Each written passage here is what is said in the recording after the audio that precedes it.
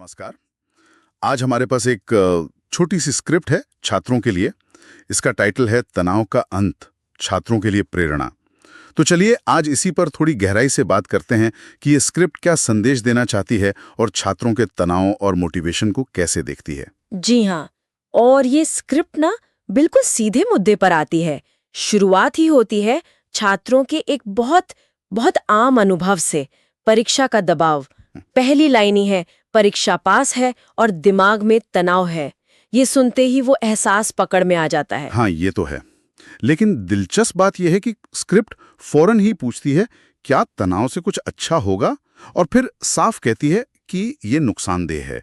तनाव तुम्हारे सपनों को नहीं, तुम्हारी सेहत को खा जाएगा। बिल्कुल। और फिर तुरंत एक हल भी देती है। पहला कदम, उठो, गहरी सांस लो।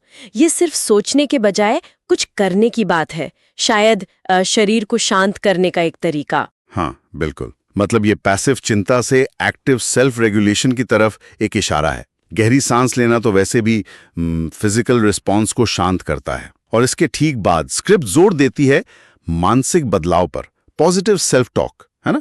जैसे मैं कर सकता हूँ, मुझे खुद पर भरोसा है। हाँ, ये एक तरह से आप कह सकती हैं कॉग्निटिव रीफ्रेमिंग का एक बहुत ही सरल रूप है। जो नेगेटिव विचार हैं उन्हें बदलने की एक कोशिश। और ये बदलाव सिर्फ अंदरूनी ही नहीं है, स्क्रिप्ट बाहरी दबाव को भी चुनौती देती है। खासकर ये जो नंबरों का प्रेशर होता है। कहती है ये नंबर जिंदगी का पैमाना नहीं है, ये तो यकीनन दबाव कम करने की कोशिश है। पर सवाल ये उठता है कि क्या सिर्फ ये कह देना काफी है जब पूरा सिस्टम ही नंबरों पर इतना जोर देता है। ये बहुत जरूरी पॉइंट है। स्क्रिप्ट का फोकस ज्यादातर अंदरूनी शक्ति बढ़ाने पर है, लेकिन बाहरी सच्चाई से हाँ टकराव तो हो सकता है। शायद इसीलिए स्क्रिप्ट छात्र की पहचान को ही बदलने की कोशिश करती है। सिर्फ एक स्टूडेंट नहीं, बल्कि एक फाइटर। तुम सिर्फ एक स्टूडेंट नहीं हो, तुम एक फाइटर हो जो हर बार उठता है, हर बार लड़ता है। इसका मकसद शायद हिम्मत और रेजिलियंस बढ़ाना है। ये फाइटर वाली बात ये सुनने में काफी दमदार लगती है। ये संघर्ष को जैसे एक लड़ाई बना देती है जो शायद प्रेरणा दे।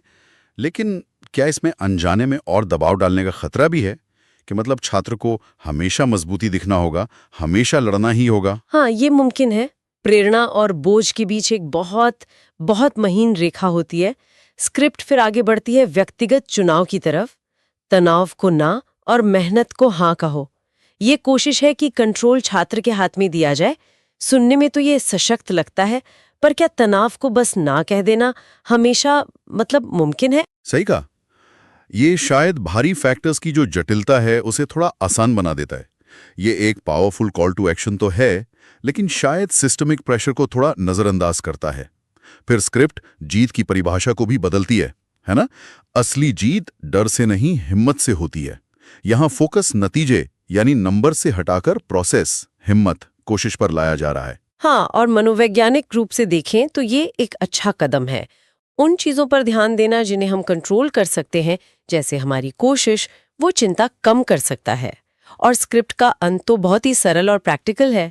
मुस्कुराओ और फिर से पढ़ाई शुरू करो। और साथ में वो भरोसा दिलाने वाला मैसेज, तुम कर लोगे। हाँ, उम्मीद और एक्शन का एक मिक्सचर। और वो जो आखिरी टैगलाइन है, तनाव का दी एंड तुम्हारे फैसले से, ये वाकई उस सेंट्रल आइडिया को पक्का करती है कि कंट्रोल तुम्हारे हाथ में है, तुम्हारा फैसला मायने रखता है। बिल्कुल। ये स्क्रिप्ट पूरी तरह से अंदरूनी बदलाव की वकालत करती है। आपकी सोच, आपका आत्मविश्वास, आपका चुनाव। ये तनाव को एक ऐसी चीज की तरह पेश करती है जिसे मैनेज किया जा सकता है अगर आप सक्रिय रूप से कोशिश करें और अपना नजरिया बदलें। ये कोई ऐसी चीज नहीं है जो बस होती है और आप कुछ नहीं कर सकते। तो कुल मिलाकर ये स्क्रिप्ट व्यक्तिगत शक्ति और फैसले पर बहुत ज्यादा जोर देती है तनाव से निपटने के लिए। ये सोचने पर मजबूर करता है कि ठीक है, अंदरूनी संकल्प और पॉजिटिव सोच जरूरी है, पर ये बाहरी दबावों जैसे हमारा एजुकेशन सिस्टम है या समाज की उम्मीदें हैं, उनके सामने कहाँ तक कारगर हो सकती है। कहाँ पर व्यक्तिगत हिम्मत की सीमा खत्म होती है और कहाँ से हमें बाहरी सपोर्ट या शायद सिस्टम में बदलाव की जरूरत महसूस होती है। एक बड़ा सवाल है।